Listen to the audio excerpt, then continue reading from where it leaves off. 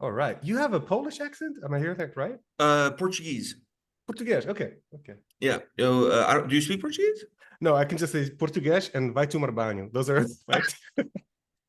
No, because the way you said it, Portuguese sounded very Portuguese. So that's why. Thank you. So that's why I ask you. I mean, you're a man of many talents, so speaking Portuguese is not out of the realm of possibility. Well, it is. In case you guys haven't noticed, I have Manuel here from Zeal and Ardor, and we're going to be talking a little bit about Greif. Is that how you pronounce it? Life, yeah, Okay, I was close enough. Close enough. absolutely. August 23rd on Redacted. Let me start off by asking you this. There's a popular expression that people say that if it ain't broke, don't fix it. And I feel like when it comes to making music, your processes weren't broken, but yet you decided to fix them by involving everybody in the creative process of this album. What drove that idea? Well, to me, Zealand Ardor is best live. Um, and that is due to the people playing their instruments way better than I can. So it was kind of a no-brainer to have them record the songs. I still wrote them because I'm a control freak, but I had to admit that maybe I'm not the best fucking bass player in the band. Maybe the guy who's actually paid for it can do it better than I do. Yeah. Was it hard to come to that realization? Being a control freak? No, because now with this method, I can also I can exploit them also in the studio. So it just expands my megalomania.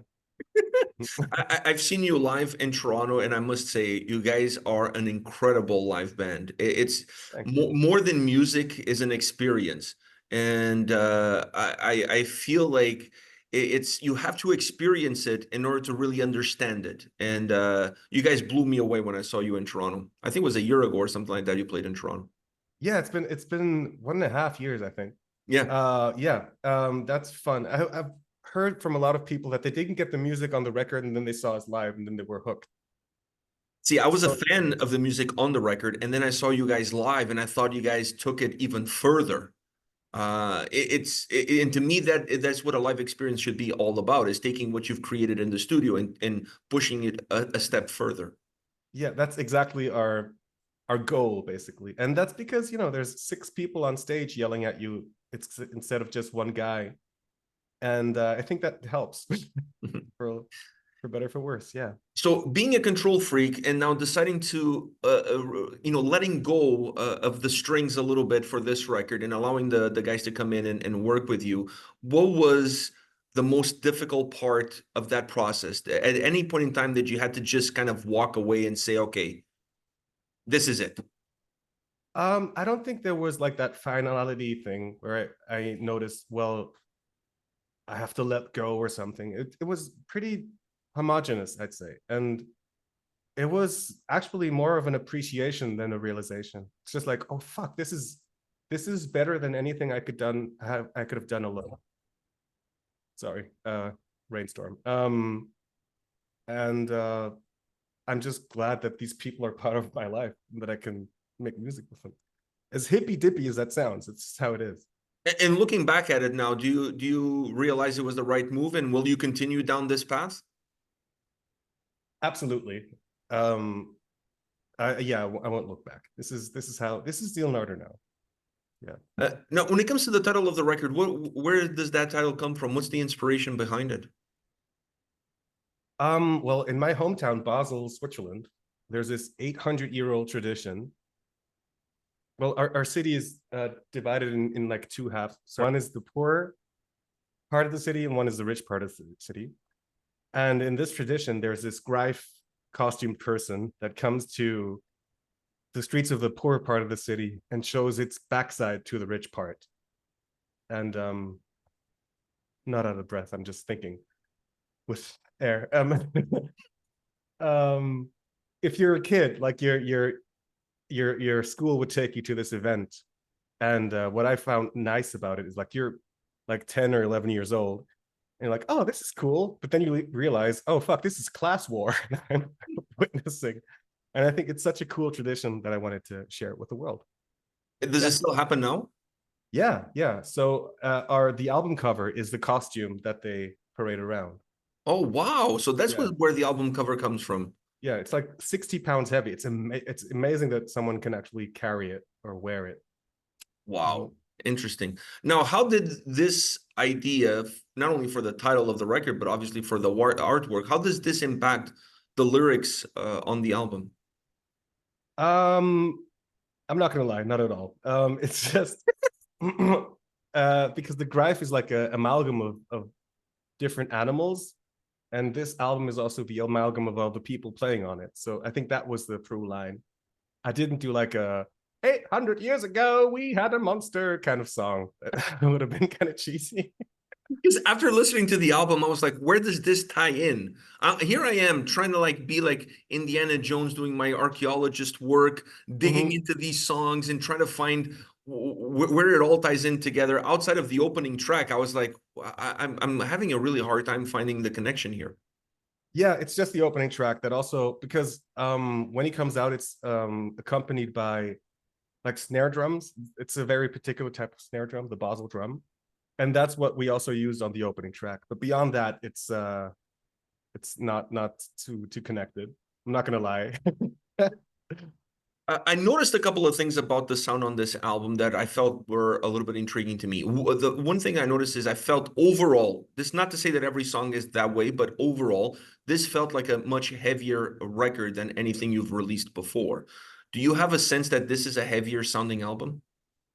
I wouldn't say heavier. I think more emotional because I want to say that our last release was like the classic heaviest, but I think emotionally this is the heaviest. Yes, but it's not on surface level. You wouldn't think it's heavy. I think. I think you in certain points you get it from the sound because the drums on this record, there are certain songs the drums are really heavy, but in certain cases you also get that sense from the vocal performance. I think there's and I'm not talking about just the little harsh vocals that are sprinkled in throughout the record. I'm talking about even the delivery of the lyrics and the delivery of the performance. It felt quite heavy to me that there was an emotional baggage associated with this album.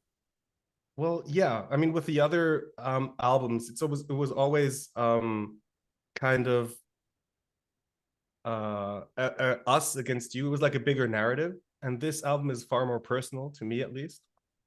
So that comes with being more involved because I think a big part of singing is conveying the story that you're trying to tell, and when you're part of it, it's easier to get into it. So I think that's where that heaviness comes from.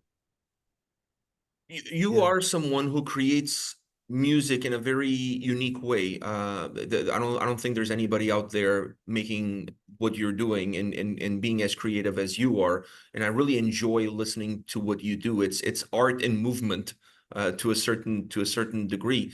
Do you feel that with each passing record, the expectations become a little bit more daunting on you, or do you don't look at expectations and you just look at where you want to go with the next record?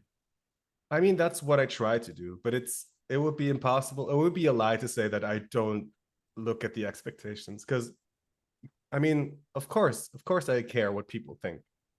But um sorry. I try my best to just make the music that I like because in my little experience, what um when I try to cater to the audiences, that's when I make my worst music.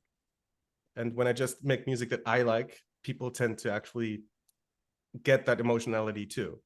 And I think that's it. That's the key. The diversity of the sound of the textures on this record is that an end result of now having more hands in the pot? No, because I still wrote it alone. But I think, yeah, for me, the worst thing we could have done is make another heavy album. It's just like metal and a little bit of soul, and then we're just that band forever.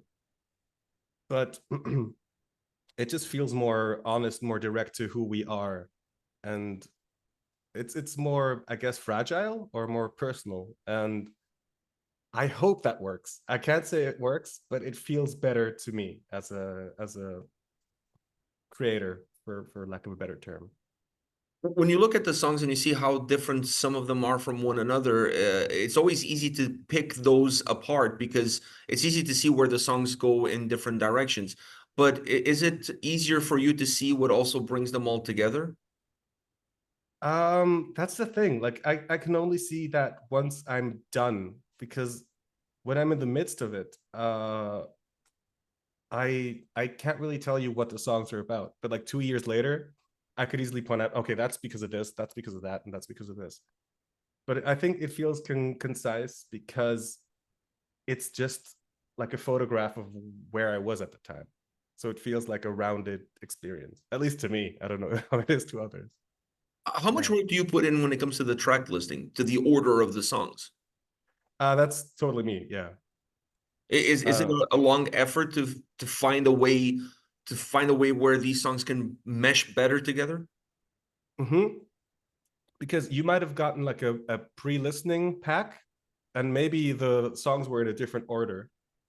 Oh no, Because I actually got the uh, the okay, album okay, stream. Yeah. okay. Because it's something that I sweat over until it's actually released. It's something that I really want to care about, to make the album listenable, and that in the end of it you want to listen to it again. That's my goal. In your mind, could it make or break the record? I don't know, because nowadays people just fucking listen to singles, and that's fine too. So even if I like spend a week about, like, the track listing, like, I don't know, I like this song. So people For might me, not care. as an album listener, I love the way you put this record together. By the way, because I feel like Thank you. some of the shorter songs work almost like an interlude to some of the bigger tracks, even though they're not interludes to the bigger tracks. There are their own songs, but it does make the fluidity of the album feel a little bit more continuous. That's great to hear. Muito obrigado. That was exactly what I was trying to say. As an album listener, like I understand what you're saying. A lot of people are just going to hit this song, hit that song, and that Which is make. fine. But yeah, yeah. But that's the world we live in. People have really short attention span. What? Not that No, the album kidding. is really long. Not that the album is really long. Uh, when you look at when you started Zeal and Ardor, has your vision for what you wanted for the band come to fruition over the course of these records? It's far exceeded it. Because you have to know, in the beginning it was just me um putting out music, and now it's this group of people that I really enjoy being around, screaming at people across the world. And it's I mean, the fact that we even gave a concert for me is mind-boggling. And now having people who look forward to us releasing music, it's there's no word for it. It would be the most arrogant thing to say that this is normal. And I know this is very special, and I'm very thankful for it. Yeah. Is there a part of you that, because you know yourself well enough, when you listen to your own music, you can see a naked side of of who you are as a person within your music? Do you see that there? Yeah, but like I said, only later on. It's I would love to tell you, like, I know exactly what the songs are about right now, but it takes me a while, because to me making music is just kind of catharsis and letting out any and all emotion that I had, regardless of where it came from. And just in a latter stage, I can tell you, oh fuck, I was processing this or that. So there is very much of myself in it, but it's like I made a soup, and I forgot what the ingredients were. Then when you discover down the road what the song represents to you, then does that change how you view that song and how you perform that song? In very rare cases it does, but most of the time it just intensifies it, because I know where it comes from and I can channel that. Um, Whereas when I record it, it's just kind of, ah, fuck, I need to get rid of this. And maybe 2 years later on stage, I'm like, okay, this is what it's about. Let's get it out again. So it's a strange process, man. Yeah, I Yeah. think there's no rhyme or reason. It's just at the moment. Absolutely. Yeah. So each song, it's almost a snapshot of where you are within that moment that the song was created. Yeah, it is. And I So think you're, that's the stream of consciousness. That's just how it happens. yeah, it's almost like you're taking a selfie of yourself, and because you're so concentrated on getting yourself in frame, you don't even realize what's the surroundings that you're in. So it takes you a Exactly. little bit of time to process everything and then look, oh, by the way, there was a dog behind me on that one, and you didn't even realize it when you took the picture. It's yeah, it's pretty much that. Yeah.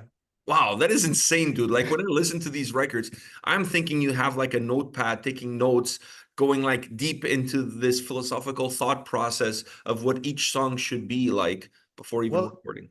I mean, there is that, of course. It's not like I just do random words into a song and then that's that. But it's, um, I guess in melody, I associate melodies a lot with things that happen to me, and I think that's the aspect that I look back on. I'm like, oh, that's oof, okay. So, I'm very, very deliberate about the lyrics. It's not that. Yeah. When it comes to your live shows and to transferring these songs that you've created in the studio to taking them live, is that a difficult process for you to see what fits best into a live performance and what fans expect to see from you? It isn't for me. It's for the other bandmates, because I've already like been with those songs for a minute, and I'm like, yeah, this is obvious what this is about and what the mood should be, and they have to get acclimated to it. And that was the difference on this record, where they all kind of were in on like the early stage, but I think the work from record to stage or to live show is very much due to my band members. So I have to praise them like to the high heavens. Have you always wanted to be a musician? Mm. I've always wanted to be an artist in whatever shape or form that may be. But then I realized that making music makes me so fucking happy that I kind of stuck with it. And if it makes you happy, like Sheryl Crow would say, it can't be that bad. Yeah, yeah. And like Cheryl Crow also said, man, I feel like I don't think that was Sheryl Crow, by the way. oh fuck That no, was it was Shania Twain. That's no, I'm Shania. so sorry. That's Shania Twain because she's Canadian. That's probably the only reason I know.